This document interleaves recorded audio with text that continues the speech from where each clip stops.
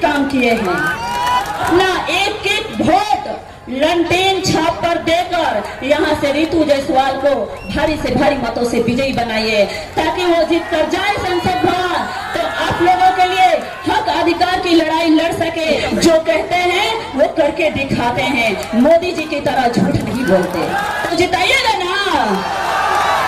हाँ, तो यहाँ से रितु जायसवाल जी को बहुत भारी मतों से जिताना है।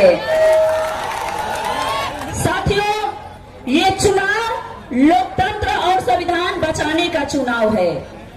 ये लड़ाई अब सबको अधिकार दिलाने की है। साथियों, भाजपा वाले संविधान को बदलना चाहते हैं, संविधान बदलने के लिए चुनाव लड़ रहे हैं, लेकिन महागठबंधन संविधान बचाने के लिए चुनाव लड़ रहा है। तो आप लोग बताइए कि आप लोग किसके साथ हैं? संविधान बचाने वाले के साथ हैं कि संविधान बदलने वाले के साथ हैं? साथियों, संविधान बचेगा तभी आप सबके बच्चों को नौकरी, रोजगार, अधिकार मिलेगा। जिस प्रकार से देश के अंदर बेरोजगारी, महंगाई बढ़ी है, गरीब परिवार के बच्चों को अच्छी शिक्षा, अच्छी इलाज मिल पाना बड़ी मुश्किल हो गया है। साथियों, ये लड़ाई सच और झूठ की लड़ाई है। ये लड़ाई युवाओं की भविष्य की लड़ाई है। ये लड़ाई महिलाओं की सम्मान की लड़ाई है। और इस लड़ाई में आप सभी को माननीय तेजस्वी यादव जी के साथ मजबूती से खड़ा होने की जरूरत है। साथियों, तेजस्वी यादव जी ने 17 महीने के अंदर 5 लाख युवाओं को नौकरी देकर ऐतिहासिक काम किए हैं। पूरे बिहार की जनता तेजस्वी यादव जी की ओर आशा भरी नजरों से देख रही है। पूरे एनडीए गठबंधन की नेताओं पर एक तेजस्वी यादव जी भारी हैं। साथियों, महागठबंधन की आप सब सरकार बनाएंगे तो किसानों की कर्ज माफी की जाएगी, बेरोजगारी, महंगाई खत्म की जाएगी। हमारे नेता माननीय तेजस्वी यादव जी जो कहते हैं वो करके दिखाते हैं, मोदी जी की तरह झूठ नहीं बोलते। मैं आप लोग से फिर एक बार आग्रह करूंगी, मैं रोहतास जिला से चलकर आई हूं आप लोग से आग्रह करने के लिए कि आप लोग अपना एक एक वोट लंटेन छाप पर देकर यहाँ से रितु जायसवाल को भारी से भारी मतों से विजयी बनाइए, ताकि वो जीत कर जाए संसद भवन, तो आप लोगों के लिए हक अधिकार की लड़ाई लड़ सके, आपकी आवाज उठा सके। तो जिताइएगा ना। हाँ, तो यहाँ से रितु जायसवाल जी को बहुत भारी मतों से जिताना है। चुनाव चिन्ह पता है आप लोगों को? लंटेन छाप है। कितने नंबर पे? 1 नंबर पे है। तो आप लोग 25 तारीख को वोटिंग है, आप सभी लोग वोट देने जरूर जाइए। अपना एक एक वोट आप लोग दीजिए वहां पे, ठीक है? इन्हीं शब्दों के साथ आप सभी का बहुत बहुत धन्यवाद। जय हिंद, जय बिहार। धन्यवाद। तेजस्वी जी ने अपने कार्य में जो 17 महीने का कार्यकाल था, वो 17 साल कहाँ हवा में उड़ गया पता भी नहीं चला। और आज अगर बात हो रही है तो उनके सिर्फ 17 महीने के रोजगार की बात हो रही है। अगर हमारी सरकार बनती है तो आज जो तमाम यहाँ पे जनता है या पूरे बिहार की अगर मैं बात करूं तो वो चीजें मिलेंगी जो उन्होंने कहा ना कि वो 17 महीने तो झांकी था, तेजस्वी जी का मुख्यमंत्री बनना बाकी था। लेकिन पलटू राम जी बोले मन ने अच्छा खासा लोगों को काम मिल रहा था, नौकरी मिल रही थी, इतनी बहालियां हुई, लेकिन बोलते हैं चाचा मन नहीं लग रहा था। जब मन नहीं लग रहा था तो पलट के चले गए वहां। तो जैसा उनके नेता पलटू राम वैसा उनके कैंडिडेट बड़का पलटू राम बात करेंगे बड़का बड़का, लेकिन उनका जो दुलड़ुआ है ना, वो दुलड़ुआ को अगर एक रिजाइन भी नहीं दिया पार लगा कि कम से कम आरजेडी को गरिया रहे हैं तो कम से कम विधायकी पद तो छोड़ के गाली दे, पदवा भी रखे हो।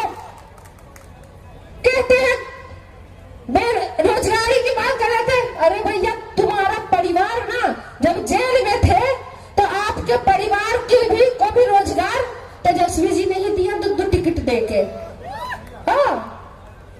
एक हार गए, वो हारना ही था। यहाँ पे चूंकि समर्थन बहुत ज्यादा था तो आज उन वोट पे लेकर के यहाँ बने हैं, लेकिन काम कुछ भी नहीं। तो ये हो गया बेटवा का काम। पिताजी क्या करके बाहर आए हैं वो मालूम है। एक है माँ जो कैंडिडेट बन के खड़ी है, तो वो अभी 2 बार जमानत जब्त करा चुकी है। पूरे परिवार का आपको पता है। निर्णय आप लोगों को लेना है, क्योंकि भुगत आप रहे हैं, आप भुगत रहे हैं। आज स्थिति क्या है, यहाँ तमाम ठेला चलाने वाले, रिक्शा चलाने वाले, सब्जी बेचने वाले, राशन की दुकान चलाने वाले, ये सब लोग यहाँ पे व्यवसायी वर्ग सब मौजूद होंगे। लेकिन स्थिति क्या बन गई, आज आपका ये वर्गेनिया बाजार है, रीगा है ना, रीगा बाजार है। रीगा बाजार में हजारों किराने की दुकान वाले चावल दाल चीनी बेचते हैं। एक खुल जाएगा रिलायंस फ्रेश दुकान, एक चावल के साथ दूसरा चावल फ्री, इतना चीनी के साथ इतना चीना फ्री, तो आपकी दुकान रह जाएगी और सारी भीड़ चली जाएगी वो दूध बेचने वाला और दूध खरीदने वाले की कंपनी में। फल वाले बेचारे फल बेचते हैं, सब्जियां बेचते हैं, एक खुल जाएगा वहां पे फिर से कोई रिलायंस फ्रेश। जितने में गरीब आदमी अपने सिर पे या ठेला पे केला सेब अनार अंगूर बेचता है, फल सब्जी बेचता है, एक खुल जाएगा रिलायंस फ्रेश। उसी दाम में, जितने दाम में आप बेच रहे हैं, उसी दाम में उस अंदर एसी की हवा खाते हुए एसी वाला फ्रिज वाला सब्जी फल मिलेगा। आपको भी लगेगा कि सस्ता तो मिल रहा है, ताजा तो मिल रहा है, ले लेते हैं, और आप ले भी लेंगे, लेकिन वो सारा गरीब मर जाएगा। वो ठेले वाला, वो फल बेचने वाला, वो सब्जी वाला मर जाएगा। वो कहां से कमाई करेगा, वो कैसे अपना पेट भरेगा। आज जितने यहाँ रीवा बाजार में दुकानें हैं, जितनी दुकानें हैं, कपड़ों की दुकानें हैं, कपड़े बेचते हैं, ये एक खुल जाए रिलायंस ट्रेंड्स, ब्लॉक लेवल पर तक खुल रहे हैं।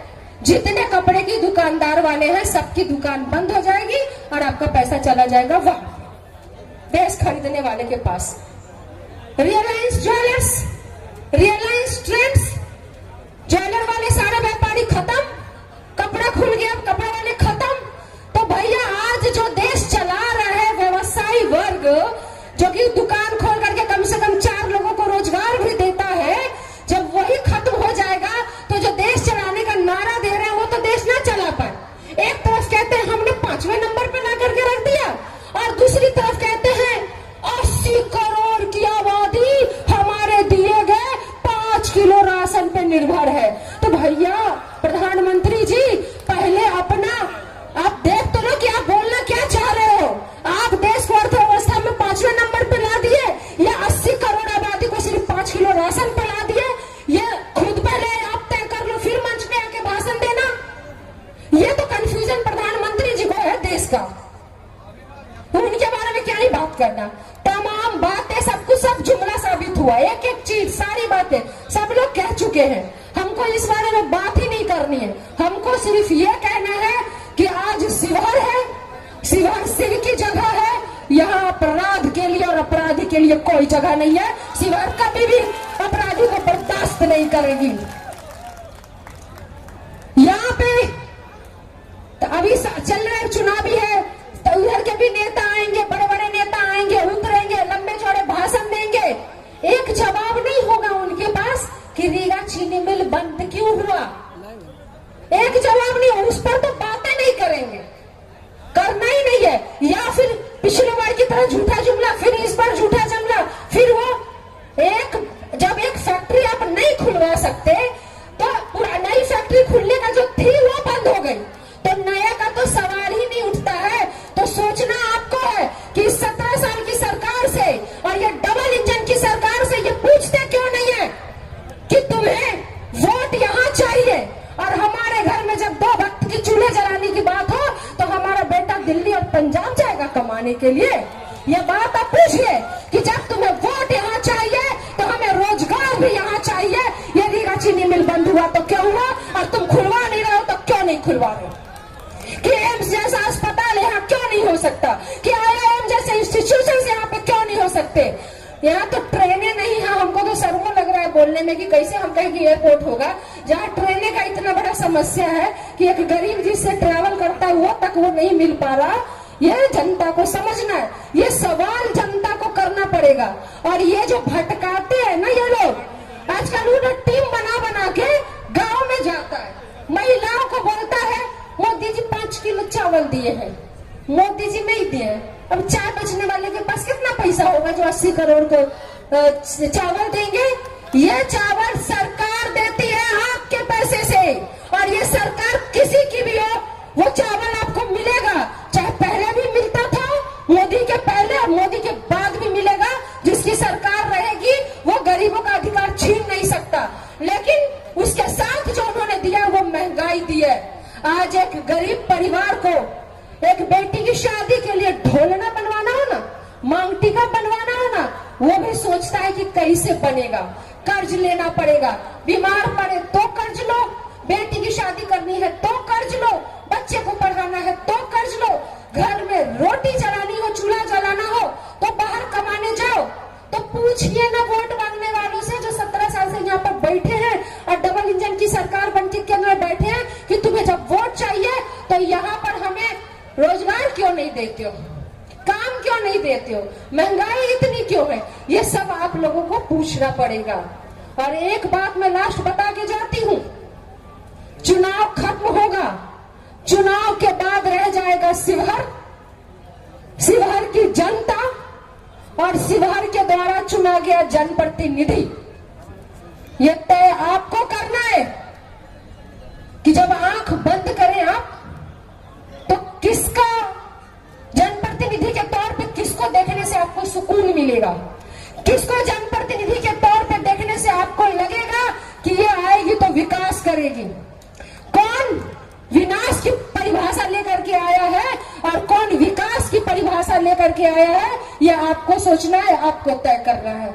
सही कहा, ये लड़ाई हथियार वर्सेस कलम की लड़ाई थी और ये हथियार वर्सेस कलम की लड़ाई रहेगी। ये जनता को तय करना है कि वो कलम चुनेगी या अपराध चुनेगी, ये जनता को तय करना है। आशीर्वाद चाहती हूँ, नेता हमारे आगे